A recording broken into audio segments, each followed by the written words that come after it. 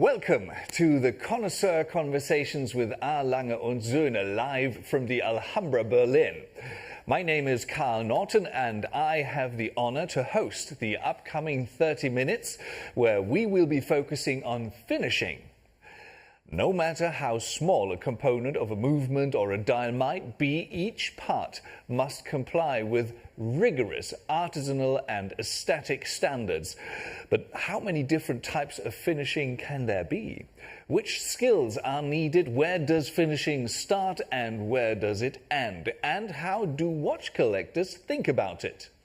This conversation shall try to answer questions like these, and I have the honor to welcome the Director Product Development from Lange & Söhne, Anthony de Haas, live here in the studio. Hi, Carl. Hi, guys.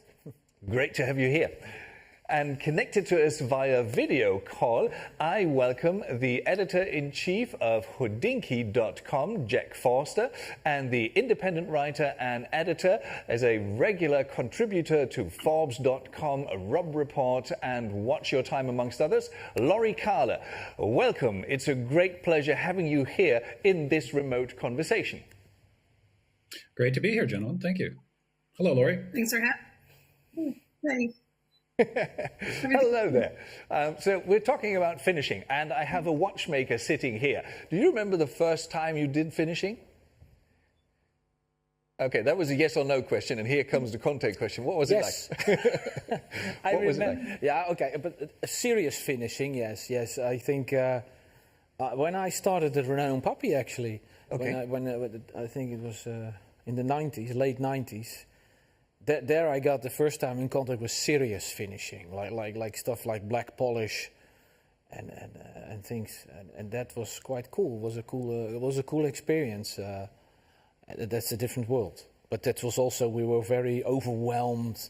I was very proud that I was able to work there with a very selected group of high-skilled watchmakers, and I never thought I would be able to work there, but it happened there, and I worked a couple of years there, and I made beautiful pieces, but it was crazy, like black polishing. You learn the theoretics in watchmaking school, and then they said to me in the 80s, you don't need to know that because that happened a long time ago. Right. And today that type of finish is way too expensive. So they don't do that anymore. Okay. And then we asked the teacher, yeah, but can you show us as of interest? No, but he probably didn't know. And later I've learned, working in Renault Puppy, that the years the 80s and the 90s, when the mechanical watches came back a little bit, there was a lot of trial and error and research to be done. How did these guys did that?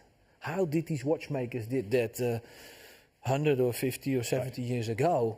Because it was a lot of things were lost. So we tried awful long, but with things and black polishing is also a secret thing. Each watchmaker has a little secret how to do and things, and it sounds a little very elaborate, but I think it's more the technique everybody has. Everyone has, yeah. Right. So, Mr. Foster, when you started becoming interested in watches, did you instantly go for the movement, or was it rather the casing or the construction of the dial? What was it that caught your interest or lit the flame, so to speak, of your enthusiasm for watches? You know, I think it was a little bit of all of those things. When I first got interested in watches, it was partly from discovering, just broken old pocket watches at the flea markets here in New York. And I remember opening up the back of one, this is a million years ago when dinosaurs ruled the earth. And looking at this beautiful little machine, and I wondered to myself, with this, thing that goes back and forth, and I wondered to myself, how in the world does this keep time? Because when I started wearing watches back in the 1960s, 1970s, quartz watches were becoming ubiquitous, and you didn't really see these beautiful machines. Yeah. So I think it started out, for me, with just wondering how the problem of precision timekeeping was tackled, really in the last 500 years since the beginning of watchmaking in Europe. And then, of course, you start to notice other things. You start to notice how beautifully the dials can be made and how beautifully the movements can be constructed, how beautifully they can be finished. And it's just the thing I love about writing about watches, honestly, is that they're endlessly fascinating on so many different levels. So yeah, I know that that's not a terribly specific answer, but so that sort of sums it up. Well, we still have 24 minutes, so I can always drill down and come back to it. But before we dive deeper into it with you, I'd like to welcome Ms. Carla to this conversation as well. As you started your own magazine since 2018. You write for Barron's, so you really have a lot of coverage and a lot of articles coming out. When you got into watches. I mean, there's an interview that says it was a Cartier that was given to you, I guess, by your parents or something. Was that the starting point? Yeah. And from there on, you built your knowledge and your collection? Well, I was fortunate. My mother was always interested in watches and would give gifts like a Cartier, the Cartier tank that I received for high school. Right. And so it's fun. I see that making a comeback right now. And I have a number of pieces from her, but I learned to appreciate them later when I started covering watches around 2000. I took a position as senior editor with Robb Report and spent many years, going to the manufacturers and seeing all of the craftsmanship involved. And it just brought a new level of appreciation to the whole thing. So I try to bring that to my freelancing. I write for Barron's, as you mentioned, Cigar Aficionado, Departures International, and I recently started working for Jack Sallow, Houdini, which has been a lot of fun. Okay, excellent. Now, Tony, when as Mr. Forster just said, it was a bit of everything. It's the dial, the finishing, the casing, and everything. But at Lange & Söhne, finishing is a very important step. How would you define finishing? What is finishing?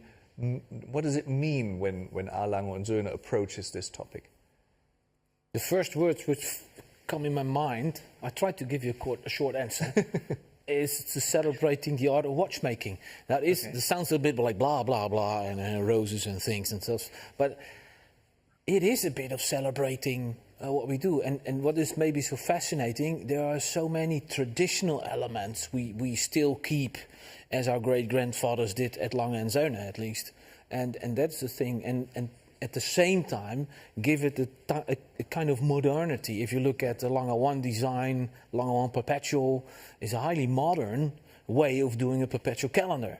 And you turn the watch around and you see the classic finish, because it's classical finish. It's just like the old watchmakers used to do for complicated watches. You know where finish is for, and we spoke about it briefly. That in fact finishing and perlage was in fact meant to be that to hide a little bit the scratching, which came when pocket watchmakers worked years, because at that time complicated pocket watches were huge projects where they worked years on, in and out, to hide a bit the scratching who came during the assembly. That they tried to hide a little bit by perlage and all the stuff. And of course they celebrated also their work. Right. But that is there. In that point of view, we didn't change a thing, and it doesn't change the performance of the watch. Right. But that's not important. That's another thing. Yeah. So since you mentioned that there is so much that you do with a movement in order to create the finish that is specific or expected maybe from an Lange & Söhne timepiece, Mr. Forster, I think if I got this right off the internet, you wrote something like, movement finishing is a complicated thing to evaluate for a lot of reasons. Could you just supply us with a couple why you think it's difficult to evaluate? Oh gosh, well, I think first of all it helps if you see a lot of different movements that are produced in a lot of different ways. So you have movements that are produced almost purely industrially, which are not particularly touched by human hands and don't benefit from really any kind of decoration at all. And we can do that nowadays because we have high precision manufacturing that lets us produce reliable watches. I should say, like I'm saying us as if I actually have anything to do with it, but lets the industry produce accurate, reliable watches without necessarily having to resort to traditional finishing methods at all. And then as you go up the ladder, you start to see better machine finishing, and then you start to see machine finishing, which is augmented by manual work. And then you get to the level of, you keep going up and up and up, and you get to the level of a company like Lange, which does a tremendous amount of almost entirely manual movement finishing. And because you need to look at so many different kinds of movements, and because you have to understand how the decoration is applied. And, there's a difference between applying Côte de Genève, for example, in an automated fashion and doing it manually. There's a difference between, polishing with, doing machine polishing and doing it manually on different steel components, on the movement plates and bridges. So I think it takes, first of all, you have to be interested in movement finishing. Secondly, you have to understand that there are many, many different ways in which finishing can be applied, and then you just have to look at lots of stuff. And if you can look at movements side by side, eventually you accumulate, sort of enough experience to start to understand what you're looking at. But there's, Aristotle said, I think it was Aristotle, said there's no road to geometry. I don't think there's any, which is, as much as to say there's no easy path to understanding it. You have to work at it. And I don't think there's any royal road to movement finishing either. You have to be interested in it, and then you have to look at lots of stuff, and you have to ask lots of questions. But that's the fun of it. Oh, yes, definitely. I mean, Ms. Karl, do people, when you get into conversations about watches, do they ask you a lot about the finishing of movements, or is it rather totally different topics when people seek advice from your vast knowledge and expertise? I would say it really depends on the level of sophistication of the buyer and, their education level on the craftsmanship of these pieces. In general, no. I mean, I think it's not the first subject that would come up. I remember I did a radio interview with a South American station many years ago about a 7-figure grand complication piece. And they just could not wrap their heads around the fact that there were no diamonds on this $1 million plus watch. It made no sense to them at all. So, trying to get that understanding. I mean, somebody who's more versed in what is put into these pieces, how the hand finishing and details are going to look for those things, going to get their loop out and check, every little detail. But you have to understand that that's a big part of the investment that's made and the skills and taking these pieces to the next level. Right. And I think, to your point, Lori, I think that, connoisseurship about movement finishing per se it's a relatively recent phenomenon. Display backs on wristwatches were not common in the pre-quartz area. You would see them very, very occasionally on pocket watches, but these were, sort of salesman's display models. And Dr. George Daniels wrote something very interesting about movement. He wrote a lot of interesting things about movement finishing in his book, Watchmaking. But one of the things that he noted was that, at least in England, the finishing on a watch movement was something that would have been considered, and I quote, beneath a gentleman to take notice of. It was considered it was considered a matter for tradesmen. And I remember, to me, I always thought a beautifully finished precision watch movement is a gorgeous, gorgeous thing. But for most of the history of certainly for most of the history of wristwatches, it was just not something that you could see. Right. And that's exactly what it. I think we've such a prevalence now. We want that sapphire case back because we want to be able to see the movement. But I think that that's become kind of requisite now, even on diving watches. We're seeing it. And yet there is something like the Odysseus, who appears to be a very sporty watch, and then you flip it around, and then you have this opulent finishing again of the movement. I think you did a review on the Odysseus. You both did, actually. How much does that play a part when you judge upon the appearance of a watch, and maybe you try to get your head around the price tag that they put on it? How big is that chunk of information when you evaluate a watch or write a 1 week on the wrist piece about it? Please, Ms. Karl first, maybe, and then Mr. Forster. Oh, I think it's definitely one of the key factors that elevates a piece to the level of high horology. It's, when everybody asks, why are these watches so expensive? This is part of the detail, handwork, and labor intensive crafting that is going into them that most people are not really noticing. So, I mean, even we're seeing high-end sport watches where normally that you wouldn't think of finishing as being so important on a tool watch or a sport watch, but it's just come to be expected at a certain level and a certain price. Right, and I just said that, Mr. Foster, I think you wrote 1 week on the wrist with the Odysseus. How many times did you take it off to marvel at the finishing, or was that just?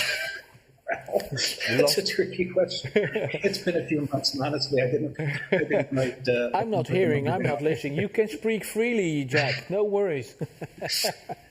A lot. And so first of all, just to backtrack a little bit, I honestly think the top side of the Odysseus is pretty opulent too. Okay. It's not as if you have to flip it over and look at the movement in order to see something beautiful. Right. The case is beautifully finished. The dial is beautifully done. I was, I think Connie and I have talked about this. I was a little skeptical of the design when I first saw images, but I saw the watch in person and I thought to myself, okay, yeah, this is really something. But with any Lange watch, you do look at the movement a lot, and with the Odysseus, knowing that there is, I think this is true of everything Lange produces. Knowing how much effort goes into the design of the movement, the finishing, the movement, the execution of the finishing, that's something that even when you have the watch on your wrist and you can't actually see it, and it informs the entire experience. So to me, it's tremendously, tremendously important. And at the level of watches like the Odysseus and at the level of watchmaking that Lange does, that is a huge, huge part to me of the overall experience of the watch, just knowing it's there even if you can't see it all the time. Right. Let's go from the Odysseus to one of the novelties from this year's collection, the triple split. Obviously, it's a major movement, and it's a lot to marvel at. So, and obviously, it's a challenge to put it together. That we talked about that before. But how much time does the finishing take within the complete assembly? Because I learned that the watchmaker does a lot of the finishing, who actually puts the movement together. I think the watchmaker is doing maybe 10% of the finishing. The rest is done by a dedicated department for this. Mm-hmm. So the watchmaker receives the parts on his desk, and then he starts to assemble, which is a painstaking time. But he is adjusting and doing the final touches, and they are to be done before the second assembly, right at the end. And then to make it, but we speak about finishing, but I think it's a combination to the movement, architecture.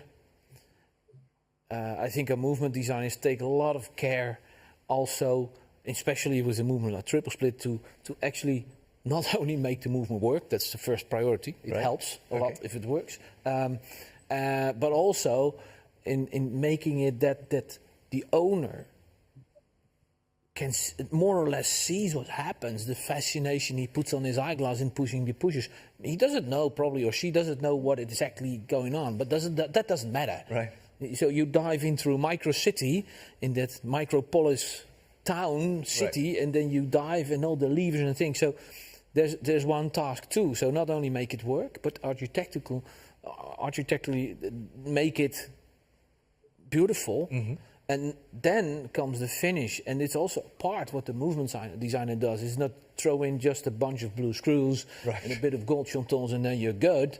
It's really the balance with all the thing, and they are taking a lot of time before something is ready. Right. Coming back to the watchmaker, I think the process of making a triple split, when it all starts with fabrication and then finish department and then the watchmaker. I think you're talking about 18 months.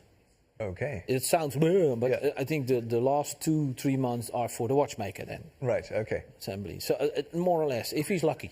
Sometimes it's a little longer, sometimes that is an enormous task to plan stuff like that. Because if a watchmaker has a bad day, or someone in the finish department, then it takes a little bit longer than when having a good day. Okay. So it's more or less. It's not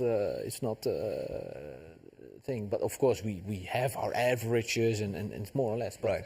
it must be good, no compromise. Okay, no compromise. We're not compromising on quality either because sorry, go ahead, Jack. Jack. No, it's okay.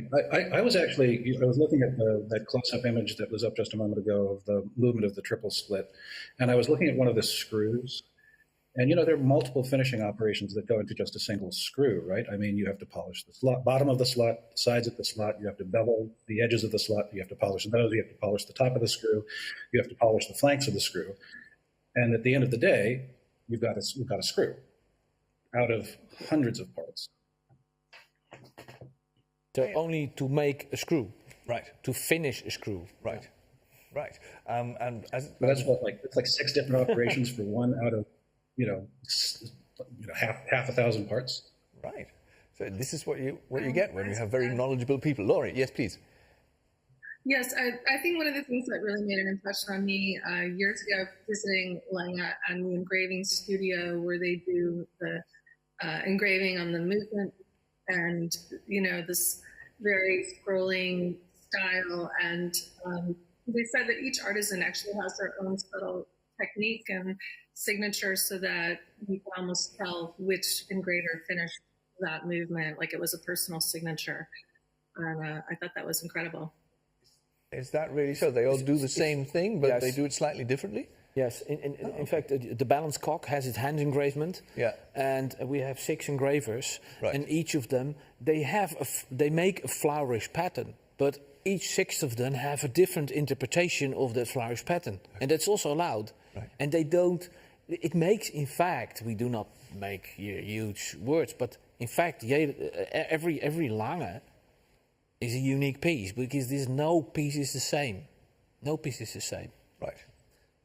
That's quite interesting. Yeah, which is what happens when you put. I think one of the most entertaining experiences that you can have as a watch journalist is one of the workshops that Lange does, where you're invited to try hand engraving a balance cock yourself, and it's just like, the ritual humiliation of an arrogant watch journalist, because it's really hard. It's a lot harder to do than you would think. Just from the whole essence of high craftsmanship is to make difficult things look easy, right? But it's really, really difficult. Sorry, you were laughing. Did you give it a go as well? Did you just? I didn't. Oh my God. I think we both have, right, Laurie? I can tell you guys, I'm a watchmaker. There are no words. There are no words for how bad my balance cock is. I'm a watchmaker, but I can't engrave. Okay. No, I have more of a kind of a fingerspitzengefühl, but not for that. Okay. But the fun thing is, if we have guests coming to the manufactory with their Lange watch, wearing their Lange watch, and if they enter the engraving department, we mostly ask, can I have your watch? And then we give it to an engraver, and they can exactly tell you who did that watch. Now that is cool. That is a very, sometimes even an emotional moment for people. Right. You did my watch. So that is, it's like it is, yeah. Right, friendship for life, almost. It's a cool experience, actually. Yeah. For us, it's a daily business, but it's nice to have a nice daily business, to be honest. Yeah, and to make people happy on a daily base. Yeah, absolutely. We're trying to make people happy on the internet as well, because what we have, and Ms. Carla and Mr. Foster might not even be aware that we have a Q&A function.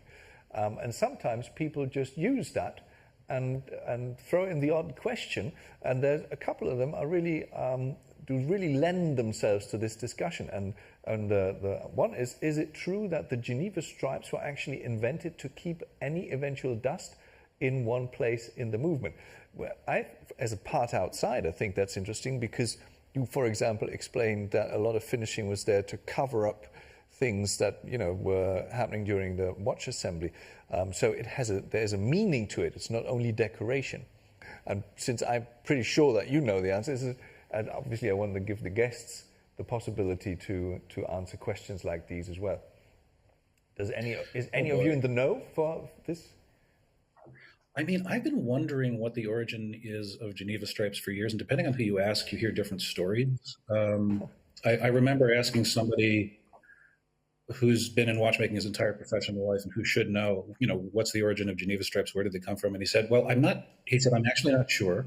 But one story I've heard is that Geneva stripes were developed as a way of finishing movements when the movement engravers in Geneva went on strike. I have no idea if that's true, and I think that there are probably different explanations depending on who you ask. But that's one of the legends I've heard about the origin of Geneva stripes.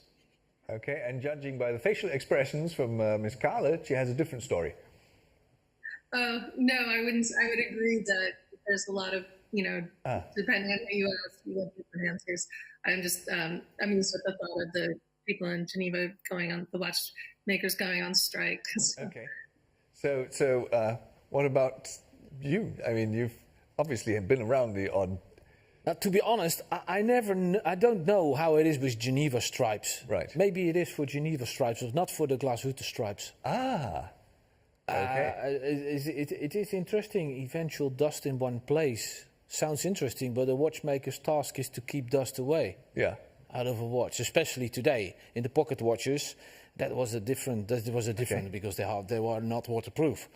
But to keep no, I don't see. I can't. It's new for me. The story. Okay. It's a great story, actually. Yeah, well, we'll keep it. It's. I don't know how the Genevan guys do that, but we don't do that. Okay. So we'll add it to the batch of legends. But there's one more which is interesting, and we all spoke about it. So it's always implicit that it takes time, and it is part of expensive watches. So finishing is time consuming. How does this affect the price of a watch? For a huge part. Okay. Of course, but it's man hours. You talk about man hours. Right. That's huge. Okay. And even, I think the financial guy will become very nervous when he goes through our manufactory because he says, yeah, but these parts the client never sees. It's under the dial. Yeah. It's only for the watchmaker, who is a qualified watchmaker. Right. Who is qualified to be able to repair Lange and Söhne watches. Right. What do you finish? Take it away. No, out of the question. Out of the question. And yet there are bits and pieces that you do finishing on and you can't even see them if you have a glass bottom. Yes. All the pieces are finished. I was going to say... All the pieces of the movement. Yes, Laurie? I'm sorry. I was going to say there's an old saying about character. And character is what you do when nobody's looking. And I think that you can't get more authentic character than polishing and finishing pieces no one's ever going to see. Right. Talking about which, Mr. Foster, do you have a specific finish that you like more than others? Is there anything that amazes you the most, maybe out of technical expertise or the way that the light plays with the pelage, for example, or anything? Is there a favorite that you have? I don't know. I mean, it's rather like asking if you have a favorite color in fine art. Oh, okay. It's really, I mean, to me, it's how everything kind of works together. And, I've tried to do a few fine finishing techniques during visits to watch factories. And, of course, one is uniformly terrible at all of them, when you first try. But I think about, I think there was an earlier question about time, and I think about the number of years it takes to learn to do black polishing properly and how long it takes to train someone to do it properly. And that's just one part of the whole vocabulary. So you have perlage, you have anglage, you have polishing flanks, you have all of the different operations that you do on steel versus operations that you do on the movement plate, which in the case of Lange & Söhne is German silver. I mean, there's, it's a huge vocabulary from which fine watchmaking has to draw. And then, going back to a discussion we were having earlier on history, there are lots and lots of different styles with which you can decorate movements as well. So you have, what the Germans were doing during a particular period of time, what the English were doing, what the Swiss were doing. It's something that's constantly evolving. So it's really, it's a symphony of techniques and history. I think when you look at something like the triple split, for instance. Right. Now, Ms. Carly, I guess you mentioned it earlier that when you referred to the beauty of the finishing and how deep it goes, and I had a question here just a minute ago that was asking whether the finishing has changed from 1994 models to right now. But what I'd like to know from your point of view is, did you notice that there are trends with the way watches are being finished or movements are being finished? Is there some evolution that you sort of would notice?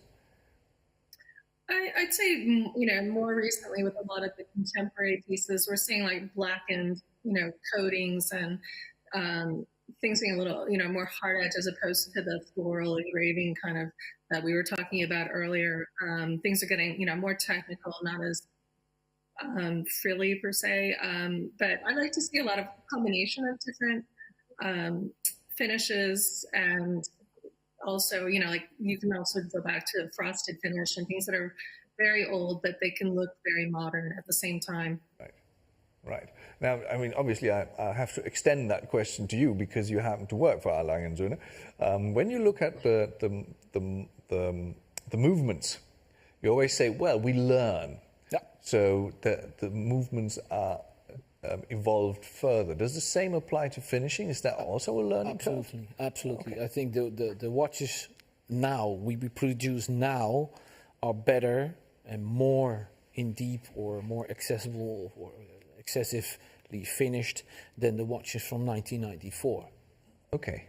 We've learned a lot of things. In the 90s, it was still a lot of research and trial and error how to do, and we gained experience and we put that in. And the quality of the movement has developed. Right. And there's one more question that came via the Q&A function. That is, I think it was on the next page, something about whether because obviously when you do some finishing, you take away material. Absolutely. Do you have to calculate for that when you create the movement and you want to, because you always say it's a timekeeper more than anything else, and it has to be accurate. So how does that affect each other? Yes, it's a challenge, but it's calculated. Right. So if a finisher has to finish a spring, for example, there is an oversize, slight oversize. Okay. And they have to keep that in mind. And we are a German company, so we are very keen on having plans for the people in the finish department, and they know exactly where and how much they could take off. And it's especially important for a little spring, which is in action with a lever, which should have its function. So that is extremely important. So, and I think we have quite pointed that out. We have all plans for everything. So drawings, and you see the drawings and the lines, and where is finishing and where not. Because functional side, the end of a spring, that is for the watchmaker to finish. This is the functional area. Yeah. There is a beautiful straight graining on the spring until here. And there he has to polish it by himself. Okay. Lightly rounded, so the surface of contact is the minimum with the lever. Right. Less friction. Sure. And that's the watchmaker's thing. So that's in each part. So there are on the plans we have, there are markers with red, don't touch zones. We have, Okay, watchmaker only for you. And that is way more elaborated than in 1994. Okay. When the adventure Lange started, because that was an adventure. What Blimline and Lange did, that was an adventure. Sure. I mean, and now moving from the 1994 pieces to the ones that were presented here, and also closing the circle from the very beginning, from the first questions, when I said, what is more important to you when you judge a watch or when you make an evaluation or assess a watch? Looking at the novelties, Ms. Carla, Mr. Foster, where would you say which of the three has this perfect combination of a perfectly refined and finished movement and a perfect face or dial with all the complications? Because they are three quite different, so you might dare to judge your favorite. You don't want to. I can't. Honestly, I'm not even. Tricky question. They're all wonderful watches. I mean, they're all Lange watches. They all have the character of Lange watches, but the Lange One Perpetual is very, very different in character, intention, and execution than the triple split, for instance. I mean, I love them all. Okay, he loves them all. And what about you, Ms. Carla? I mean, the thing about a brand like Lange is you get the whole package, so it's hard to say, favorite. But I do actually have one just more of a personal one. I mean, I can appreciate the elegance and the technical mastery of the perpetual calendar, and the triple split is just jaw-dropping. But for somebody like me, I actually, always loved the Lange One, and that little Lange One moon phase just hit all the buttons for me. I mean, it's the moon phase, and within the dial, the blue dial, sparkly, just beautiful, elegant, with or without the diamonds. I'm totally smitten. So it's just, I think, a gorgeous piece. Okay, right. But that brings us to a final question to you. And you're not doing all of the finishing. For example, the copper blue dial is something that you don't do, I think. No, we don't. We don't that. Most of the dials we don't. I think dial makers, it's a profession, a very specific profession on its own, and it doesn't make sense for the pieces, the quantity we have produced in a year. That doesn't make any sense to start up a dial industry, because that's what you're talking about. Right. Special machinery, galvanization. Okay. And we leave that up to our specialists, where we have a very close wire with, and they do an excellent job. Yeah. Okay. So that's Please, yes, go ahead. Can I ask what the difference is between aventurine and that dial? Aventurine is a natural mineral, and this is glass. This is not aventurine. This is copper blue, and it's glass with thousands of little particles of copper, and they melt it like a carrot. And when it's cooled down, it looks like a carrot, and then it's sliced, and then it's polished.